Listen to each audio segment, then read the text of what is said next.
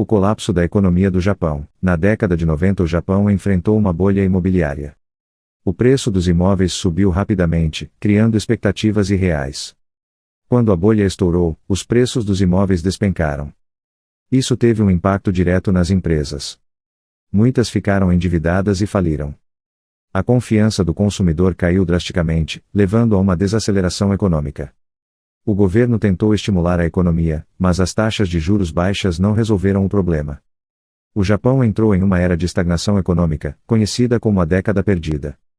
O colapso da economia do Japão começou com uma bolha imobiliária. A queda dos preços desencadeou falências e uma estagnação prolongada. Às vezes, o crescimento rápido pode ser enganoso. Desde então, o Japão nunca mais se recuperou dessa crise. Mas, como está a economia do Japão atualmente? O Japão enfrenta uma crise estrutural prolongada, que se intensificou entre 2023 e 2025 por causa de alguns fatores principais. 1. Iene muito desvalorizado. O iene atingiu os níveis mais fracos em mais de 30 anos. Quais foram as consequências?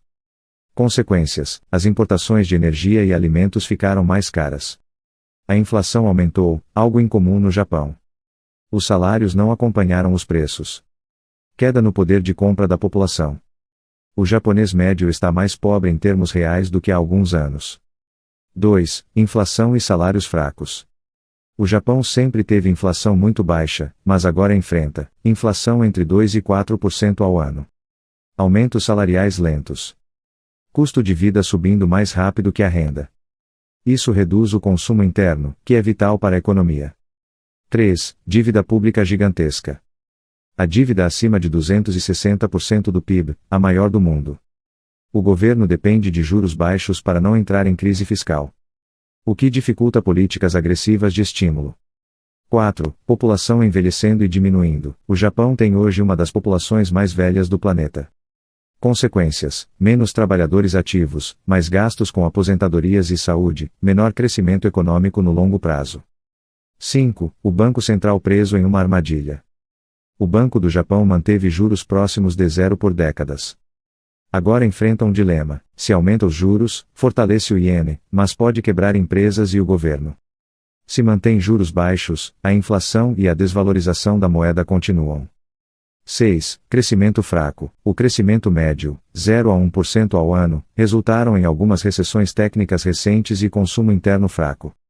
Com Estados Unidos e Europa subindo juros e o Japão mantendo juros baixos, investidores venderam iene.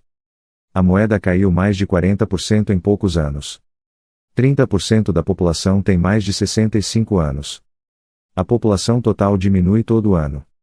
Falta de mão de obra. Menor arrecadação de impostos e maior gasto público. Isso trava o crescimento. A dívida é enorme, mas 90% é interna, em iene. Comprada pelo próprio Banco Central. Quais são os principais riscos? Se a inflação sair do controle, os juros precisam subir e a dívida fica impagável. Ou seja, é um equilíbrio extremamente frágil.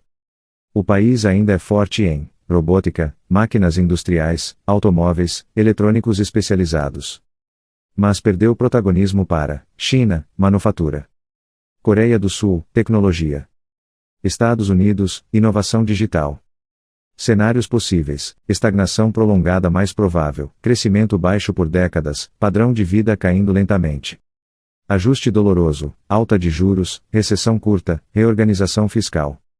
Crise maior, menos provável, mas possível.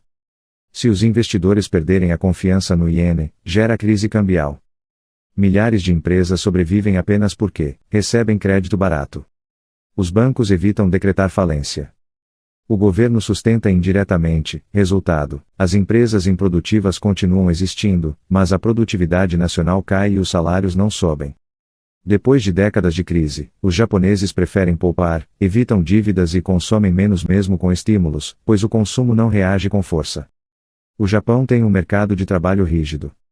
O emprego vitalício ainda é comum. Promoções por idade, não por mérito, difícil demitir, pouca mobilidade. Isso reduz inovação e eficiência.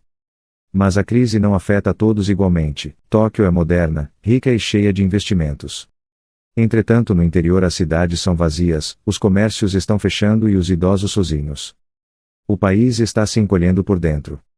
Apesar da fama, a digitalização do governo é lenta, uso excessivo de papel e fax, as startups recebem pouco investimento. Os jovens japoneses preferem a estabilidade ao risco. O papel da China e dos Estados Unidos: a China virou o principal parceiro comercial do Japão. Mas tensões geopolíticas prejudicam as exportações. Os Estados Unidos atraem capital com juros altos e drenam investimentos do Japão. Um dado simbólico: em 1995, o PIB do Japão era 70% do PIB dos Estados Unidos. Mas hoje, o PIB do Japão representa apenas 15% do PIB dos Estados Unidos. Isso mostra o tamanho da perda relativa. Pesquisas recentes mostram que os jovens japoneses não acreditam que viverão melhor que seus pais. Casais evitam ter filhos por insegurança financeira. Cresce o número de idosos trabalhando. O Japão está preso entre mudar e sofrer agora, ou não mudar e definhar lentamente. Qualquer escolha tem um custo alto. A tendência para os próximos anos é de continuidade desse quadro, com crescimento baixo e instável, inflação moderada porém persistente e salários subindo lentamente, insuficientes para recuperar o poder de compra perdido. O governo deve manter políticas de estímulo e intervenções no câmbio para evitar uma desvalorização ainda maior do iene, enquanto tenta atrair mais mulheres e idosos para o mercado de trabalho e abrir gradualmente espaço para a imigração, algo culturalmente sensível no país. Mesmo com essas medidas, o impacto demográfico continuará pesado, reduzindo a base de consumidores e de contribuintes e pressionando os gastos públicos com saúde e aposentadorias. Caso o Banco do Japão seja forçado a elevar juros de forma mais agressiva, empresas altamente endividadas e o próprio governo enfrentarão dificuldades financeiras, o que pode gerar uma recessão mais profunda. Por outro lado, se mantiver juros muito baixos por tempo prolongado, o país corre o risco de consolidar uma inflação estrutural combinada com moeda fraca, tornando a população progressivamente mais pobre em termos reais.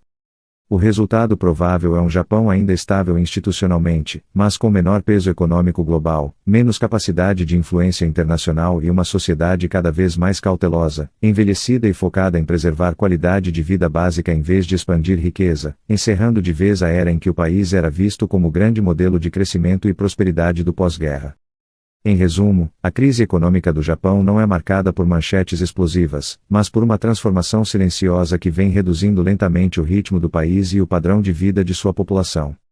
Entre moeda fraca, inflação persistente, salários estagnados, envelhecimento acelerado e uma dívida pública gigantesca, o Japão segue tentando equilibrar estabilidade e sobrevivência econômica em um mundo cada vez mais competitivo. O futuro não aponta para um colapso imediato, mas para um longo período de adaptação difícil, no qual decisões tomadas agora definirão se o país conseguirá recuperar parte de seu dinamismo ou continuará vivendo sob a sombra de suas décadas perdidas. E se você gostou deste conteúdo e quer continuar entendendo melhor os grandes temas que moldam a economia e o mundo em que vivemos, deixe seu like, isso ajuda muito o canal a crescer, inscreva-se para não perder os próximos vídeos e compartilhe este conteúdo com quem também se interessa por esse assunto. Seu apoio faz toda a diferença para que a gente continue trazendo análises claras e relevantes. Obrigado por assistir e até o próximo vídeo.